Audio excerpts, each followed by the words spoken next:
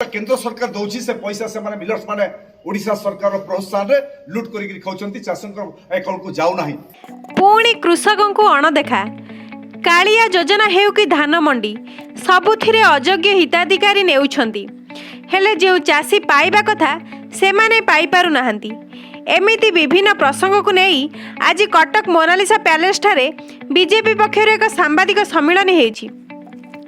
एही प्रसंग को नहीं बीजेपी पूर्वतन विधायक तथा कृषक मोर्चार सभापति प्रदीप पुरोहित मध्य ओडिशा सरकार उपरे कृषि और कृषक को अणदेखा करा जाउछि बोली कहिसंती।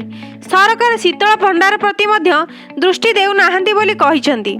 भारतीय जनता पार्टी कृषक मोर्चा तरफ दुई तीन प्रसंग उत्थापन करिवार उद्देश्य रे आज सांबादिक सम्मेलन ओडिशा रे 22 वर्ष धरिकी नवीन बाबूंकर नेतृत्व रे जो विजु जनता दल शासन चली ए शासन तो अतीत रे आमे समस्ते जानिछु खड़ी माफिया तैयारी कला।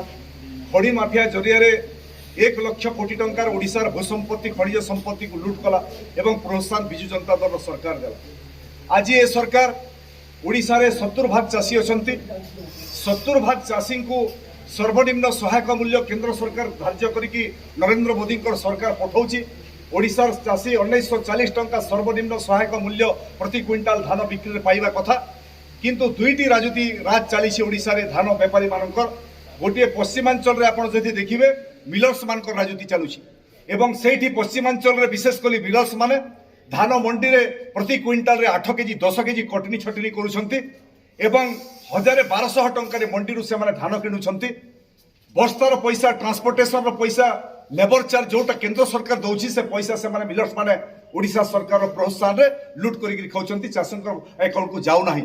गोटे आड़े मिलर्स रो राजनीति चलुछि एवं अन्य आड़े कोस्टल बेल्ट रे आपण जदि देखिबे कोस्टल बेल्ट रे धान माफिया मानकर एठी राजनीति चलुछि।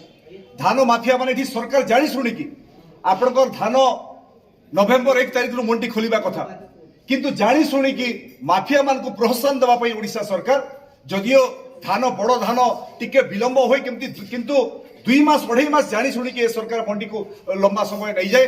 जनवरी मासरे मंडी खुले डिसेंबर लास्ट जनवरी मासरे एवं से भितर अनेक चाषी माफिया माने सक्रिय होंती। माफिया माने 1000 टंका आप कोस्टाल बेल्ट जगतसिंहपुर ठू नहीं बालेश्वर ठू नहीं खोर्धा ठू नहीं धान किणिकी आंध्र प्रदेश और पश्चिम बंगाल को माफिया माने धान बिक्री करते एवं बहुत टंका मुनाफा खाती। विजु जनता दल जो मैंने जहाँकर पृष्ठपोषकता काम चली से भाग बांटी खाती।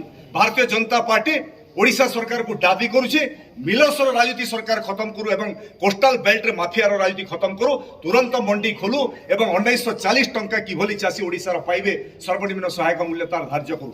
भाग चाषी प्रसंग उठी गत 7-8 वर्ष है ओडिशा सरकार कहूँ भाग चाषी आईन आनिब एवं ओडिशा सरकार सबुठ प्रथम आनिब बोलिकी किंतु 8 वर्ष हो गला राजस्व विभाग मंत्री अधीन रे गोटे मंत्री स्तरीय कमिटी है चिठा प्रस्तुत है एवं से चिठा प्रस्तुत आज कोल्ड स्टोरेज रे पड़ी।